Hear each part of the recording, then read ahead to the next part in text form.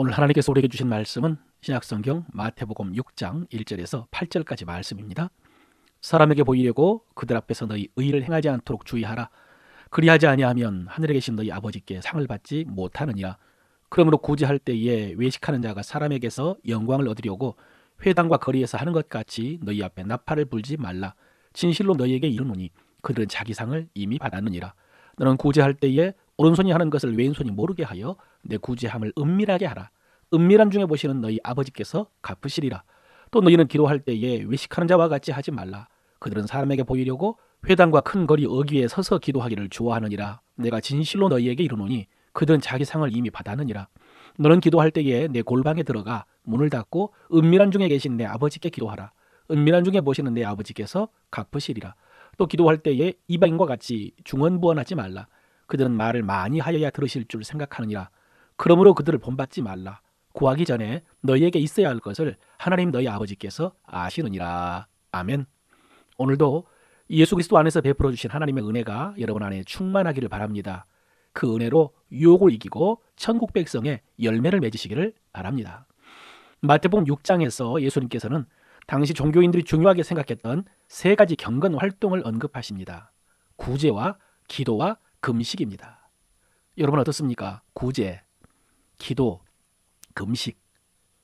이것은 먼저 좋은 것입니다. 하나님 앞에서 나의 경건을 지키는 데 좋고 또 하나님의 뜻을 따라 사는 것에 좋습니다. 그러나 쉽지 않는 일입니다. 구제와 금식뿐 아니라 기도 생활하는 것조차도 쉽지 않습니다. 그러나 당시의 경건한 유대인들은 이것을 실천했습니다. 그래서 사람들이 존경했습니다. 문제는 여기서 발생했습니다. 구제와 기도와 금식은 그 자체로 너무나 좋은 경건 생활인데 사람들이 이것을 칭찬하고 존경하자 이것이 목적이 되어버렸습니다. 사람들의 칭찬과 존경이. 그래서 의도적으로 이것을 드러냈습니다. 사람 보라고. 먼저 구제하기 위해 나팔을 불었다고 그랬습니다. 여러분, 나팔을 불었다는 것은 자기 입으로 동네방네 떠들고 잡다는 뜻이 아니고요. 실제로 당시에 빵이 필요한 사람들을 모으기 위해서 거리에서 나팔 부는 행위를 가리키는 것입니다. 구제하기 위해서죠. 그래서 많은 사람들을 모아놓고 그들에게 빵을 나눠주곤 했습니다. 결과적으로는 내가 구제하는 것을 동네방네 떠들고 다닌 셈입니다. 또 기도하는 것도 당시 대부분의 유대인들은 정기적으로 하루에 3번 기도했죠. 9시에, 12시에, 오후 3시에. 그런데 이들, 바리새인들은 더 많이 기도했습니다. 그래서 생활하다가 다른 사람이 기도하지 않는 자기만의 기도 시간에 기도를 했습니다. 아마 사람들을 만나거나 길을 가다가도 그 시간이 되면 멈춰서서 손을 들고 기도했을 것입니다.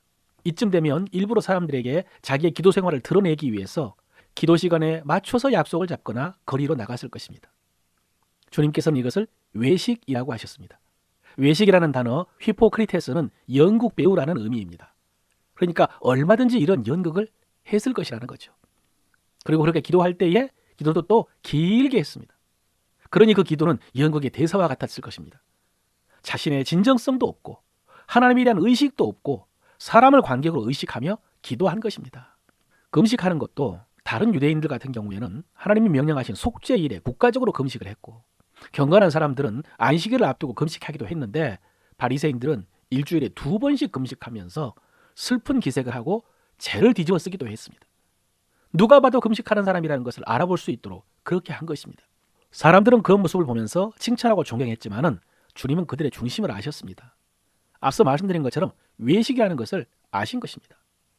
그 경건 활동이 하나님 앞에서 하는 행위도 아니고 진정한 삶도 아니고 사람이라는 관객 앞에서 하나님의 칭찬을 받기 위해서 한 연기라는 것을 아신 것입니다. 그래서 오늘 본문에 보면 주님께서 반복해서 하시는 말씀이 있습니다. 사람에게 보이려고 자기 상을 받았느니라. 은밀하게 너희 아버지께서 갚으시리라. 예, 구제, 기도, 금식에 대해서 다 이렇게 말씀하셨습니다. 결국 이 네 단어가 오늘 주님께서 우리에게 반복해서 주시는 말씀입니다. 여러분, 우리도 하나님을 믿고 섬깁니다. 하나님을 의지하고 하나님의 뜻대로 살기를 원합니다. 이런 경건한 삶을 위해서 습관이 중요합니다. 주일을 지키는 것을 비롯해서 수요일이나 금요일 날 정해서 공원 예배로 모이고 또 봉사하고 하루 중에 시간을 정해서 기도하고 경건의 시간을 갖고 또 소득 중에서 11조를 비롯해서 구제와 선교와 친교를 위해서 그 소득을 구분하는 이 습관이 중요합니다. 또 코로나 이후에 널리 확산된 습관 가운데 한 가지가 바로 이렇게 유튜브를 통해서 하나님의 말씀을 듣는 것입니다. 저도 개인적으로 좋은 사이트를 알게 되었을 때에 보물을 발견한 것처럼 기쁘고요. 그래서 구독해놓고 말씀과 은혜를 공급받는 것이 하루의 일상이 되어버렸습니다. 이런 습관이 중요합니다. 그런데 여러분, 이때 조심할 것이 사람이라고 하십니다. 사람에게 칭찬받기 위해서, 사람에게 보이려고, 사람이 있다고 이렇게 사람이 중심이 되고 사람이 목적이 되지 않게 하라고 하십니다. 특히 사람의 칭찬. 오늘 주님께서는 이 세 가지 경건을 부정하지 않으셨습니다. 그것은 하나님께 상 받을 만큼 귀한 일이라는 것을 인정하셨습니다.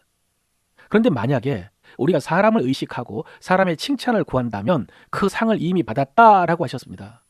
여러분, 이 말씀은 당시에 사용하던 경제 용어인데요, 지급 완료란 뜻입니다. 그러니까 사람에게 칭찬을 받으면 하나님께 받을 것은 없다. 지급 완료. 천국에 가서 받을 것이 없다는 그런 뜻입니다. 여러분, 정신이 확 드는 말씀 아닙니까? 사람의 칭찬과 하나님께 받을 상, 어느 것이 낫겠습니까? 비교할 바가 아니죠. 그래서 어떤 성도님들은 칭찬을 하면은 왜 하나님께 상을 못 받게 하느냐라고 말하는 것을 들은 적이 있습니다. 물론 이것은 지나친 해석입니다. 무조건 사람에게 칭찬받았다고 해서 하나님께 받을 상이 없어지지는 않습니다. 오늘 주님이 말씀하신 것은 중심입니다. 내 중심이 하나님 앞에 있느냐, 사람에게 있느냐. 하나님 섬기고 하나님께 순종하고 하나님께 상 받기를 원하는가, 이겁니다. 이것을 알아보는 가장 좋은 방법은 사람들이 알아주지 않았을 때 서운한가 하는 것입니다.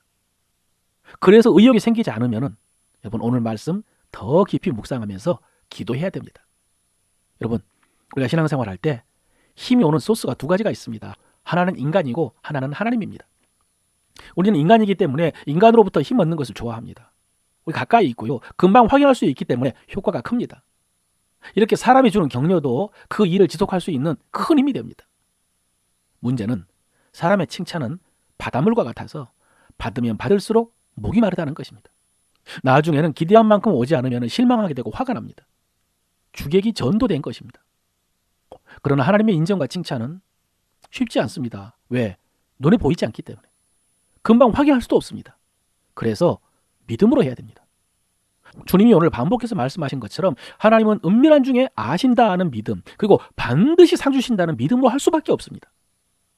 그러므로 이것으로 내 중심을 정직하게 살펴보면요, 지금 내 믿음의 상태를 알 수가 있습니다.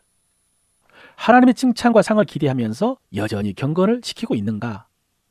아니면 사람들을 바라보면서 서운한가? 이것을 살펴보면 내 믿음의 상태를 알 수가 있습니다. 사랑하는 성도 여러분, 누군가 여러분의 수고와 헌신에 대해서 칭찬을 하면 하나님께서 이분을 통해서 나를 격려해 주시는구나 라고 생각하고 감사함으로 받으십시오. 그러나 나의 수고와 헌신을 아무도 알아주지 않고 무관심하고 오해하고 비난하면 하나님께서 이 수고에 대해서는 직접적으로 상을 주시려는구나 라고 생각을 하십시오. 그래서 사람들이 알아주면 고맙고, 몰라주면 더 좋고. 다시 한번요. 사람들이 알아주면 고맙고, 몰라주면 더 좋고요. 더 좋고. 왜 몰라주면 더 좋죠? 하나님께서 직접 은밀한 중에 갚아주실 것이기 때문입니다. 그리고 제가 여러분에게 들은 간증입니다. 하나님의 손이 사람 손보다 훨씬 큽니다. 하나님이 직접 갚아주시는 것이 훨씬 더 좋을 것입니다. 말씀을 마무리합니다. 오늘 바리새인과 서기관들은 금식과 기도와 구제라는 그 멋진 경건을 사람들에게 보이려고 했습니다. 사람 중심이었습니다. 그런데 주님께서는 은밀한 중에 계신 하나님 앞에서 행하라고 하십니다. 하나님 앞에서. 이것을 라틴어로 코람데오라고 말합니다. 사랑하는 성도 여러분, 오늘도 코람데오, 하나님 앞에서 행하심으로 행복하시기를 바랍니다.